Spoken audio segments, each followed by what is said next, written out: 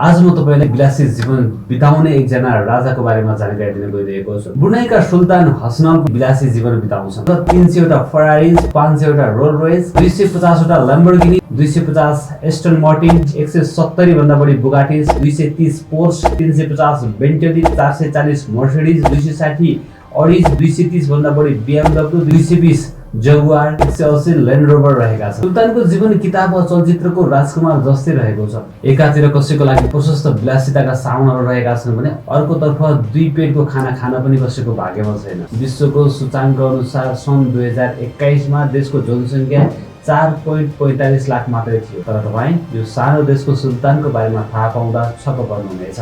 विश्वको सबैभन्दा धनी राजा ब्रुनाई सुल्तानको नाम गिनिज बुक अफ वर्ल्ड रेकर्डमा लेखिएको छ। उनीसँग करिब 4000 करोडको कार मात्र रहेको छ। उनले सन् 1984 मा ब्रुनाईको गद्दी सम्हालेका थिए। उनी प्रधानमन्त्री र सुल्तान पदमा रहिसकेका छन्। सुल्तानको दरबारको भव्यता कल्पना गरे भन्दा पनि विशाल रहेको छ। सुल्तानको राजदरबारमा 5 वटा स्विमिङ पुल, 1700 कोठा छ। सुल्तानसँग सुनको प्लेट लगाइएको निजी जेट पनि रहेको छ, जसको लागत 3000 करोड भन्दा बढी रहेको छ। यति मात्र होइन, सुल्तानको दरबार 22 क्यारेट सुनले बनेको छ, जसको लागत 2550 करोड रहेको छ।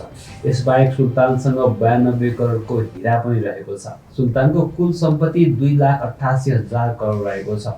उनको दरबार 22 लाख वर्गफिटमा फैलिएको छ। यस्तै रोचक जानकारीको लागि हाम्रो च्यानललाई लाइक, शेयर अनि सब्स्क्राइब गरेर नबिर्सनुहोला। धन्यवाद।